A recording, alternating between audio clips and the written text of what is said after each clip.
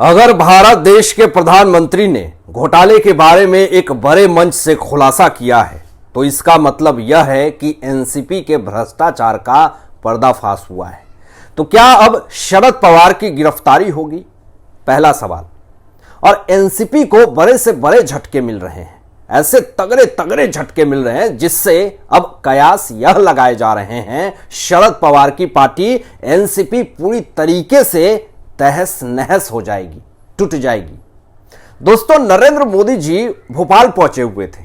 विदेश दौरे के आने के बाद वो भोपाल पहुंचे और भोपाल पहुंचते ही 5 वंदे भारत ट्रेन का उन्होंने उद्घाटन किया और उसी मंच से देश के भ्रष्टाचारियों को चेतावनी दे दी कि पूरे विपक्षी 20 लाख करोड़ रुपए का घोटाले का गारंटी है।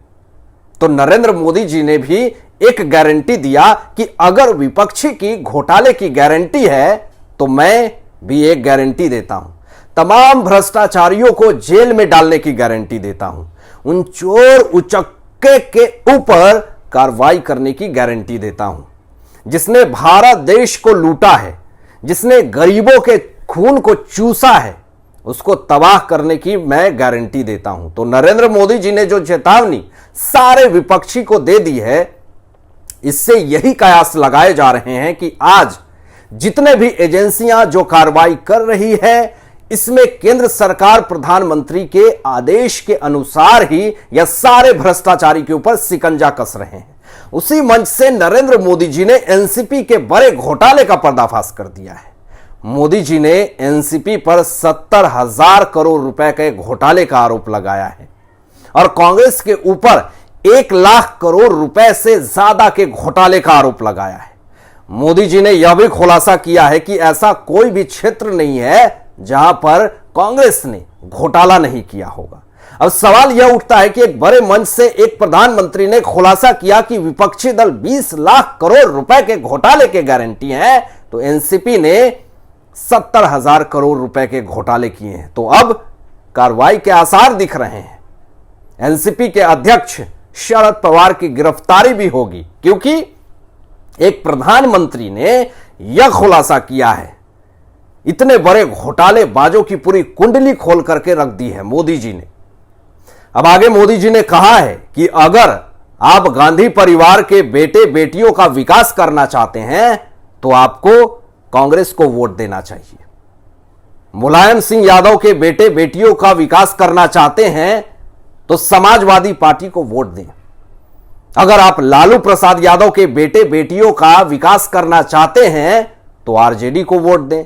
अगर आप शरद पवार के बेटी की भला करना चाहते हो तो आपको एनसीपी को वोट दे देना चाहिए। और अगर आप अपने पोते पोतियों और बेटे बेटियों का विकास करना चाहते हैं तो भाजपा को वोट दे दें। जब से नरेंद्र मोदी जी ने एनसीपी का भांडा फोड़ा है, 70,000 करोड़ रुपए के घोटाले का आरोप लगाया है, तब से इनके पार्टी के लोग इनको छोड़ छोड़ करके जा रहे हैं। बड़े बड़े झटके मिल रहे हैं। पहला झटका एकनाथ शिंदे सरकार की तरफ से दिया गया है। एनसीपी को भिवंडी के एनसीपी नगर सेवक अयोग्य घोषित हो चुके हैं। मुख्यमंत्री का एनसीपी को बड़ा झटका मिल चुका है। भिवंडी के 18 एनसीपी नगर सेवक अयोग्य घोषित करार दे दिए गए हैं। इससे शरद पवार को बहुत बड़ा झटका मिल चुका है। दोस्तों, एक तरफ जेल जाने के आसार लग रहे हैं 70,000 करोड़ रुपए के घोटाले में, दूसरी तरफ भिवंडी के 18 एनसीपी नगर सेवक अयोग्य घोषित करार दे दिए गए हैं। तो इससे आने वाले समय में एनसीपी को तगड़ा झटका, तगड़ा तमाचा लग चुका है। एनसीपी को एक और बड़ा झटका मिल चुका है। एनसीपी के बड़े नेता ने शरद पवार को झटका दे दिया है। 1000 नेता ने अचानक शरद पवार को छोड़ करके जाने का मन बना लिया, यानी इस्तीफा दे दिया 1000 नेता ने। यह बड़ी खबर है।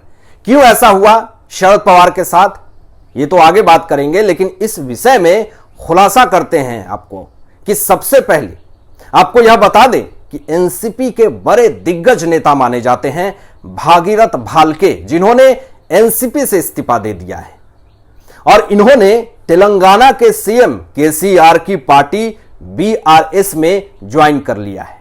आज भागीरथ भालके केसीआर से मिलकर के पंढरपुर पहुंचे हुए थे। वहां पर 1000 से ज्यादा नेता कार्यकर्ता भागीरथ भालके सहित बीआरएस पार्टी ज्वाइन कर लिया है। तो महाराष्ट्र में केसीआर की एंट्री होती है 600 कार से। जी हां, इसको देख करके शरद पवार की हालत खराब है। शरद पवार काफी चिंता में हैं। तो शरद पवार ने यह बयान दिया कि ताकत दिखाने की कोशिश चिंताजनक है। ऐसी ताकत और भारी तादाद में नेता एक साथ महाराष्ट्र में आए हैं तो कहीं ना कहीं चिंता तो होना लाजमी है शरद पवार की। और इतना बड़ा झटका नहीं मिला आज तक शरद पवार को। कहते हैं जब अंगूर नहीं मिलता है तो यह कह देना ठीक होता है कि अंगूर खट्टा है। इज्जत बचाने के लिए शरद पवार आज भागीरथ भालके के बारे में क्या कहते हैं जरा सुनिए। शरद पवार कहते हैं कि अगर किसी व्यक्ति की मृत्यु हो जाती है तो वह बहुत अधिक चिंता करने की जरूरत नहीं है।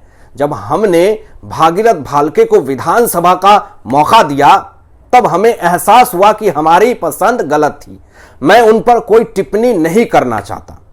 जब तक भागीरथ भालके शरद पवार के लिए काम करते रहे तब तक उनके लिए यह ठीक थे, अच्छे थे, ईमानदार थे। लेकिन जब भागीरथ भालके को सम्मान नहीं मिल रहा है, जब सम्मान उनको शरद पवार की तरफ से नहीं दिया जा रहा है, जब उनके कार्यभार में रुकावट आ रही थी, तो आज जब भागीरथ भालके केसीआर की पार्टी को ज्वाइन कर लिया तो शरद पवार का कलेजा फूल रहा है। हालांकि केसीआर भी बहुत ज्यादा ईमानदार नहीं है क्योंकि इनके साथ भी जो होता है अच्छा ही होता है। पिछले दिनों आपने देखा कि केसीआर के 35 नेता विधायक कांग्रेस में शामिल हो गए। तो यह लोगों के साथ ऐसा ही होता है। आप दूसरों के पार्टी को उठाओगे तो आपके पार्टी को तो कोई उठाएगा ही। तो यह लोग आपस में ऐसे ही लड़ते झगड़ते रह जाएंगे। और नरेंद्र मोदी जी फिर से इस बार प्रधानमंत्री का परचम लहरा करके पूरे विश्व में एक बार और दिखा देंगे कि तीसरी बार मोदी सरकार। तो चारों तरफ किस तरीके से किरकिरी मची हुई है। एनसीपी में तहलका मचा हुआ है, हड़कंप मचा हुआ है कि अरे मेरी पार्टी का आने वाले चुनाव में क्या होगा। विपक्षी दल की बैठक नाकामयाब दिख रही है। अपनी सत्ता को बचाने के लिए, अपनी पार्टी को बचाने के लिए शरद पवार अजीत पवार को साइड करके सुप्रिया सुले को सारा कार्यभार दिए हुए हैं। लेकिन फिर भी जब से सुप्रिया सुले को कार्यभार दिया गया है तब से और ज्यादा समस्याएं एनसीपी में बढ़ रही है और ज्यादा पार्टी के लोग तितर बितर हो रहे हैं, छोड़ करके भाग रहे हैं।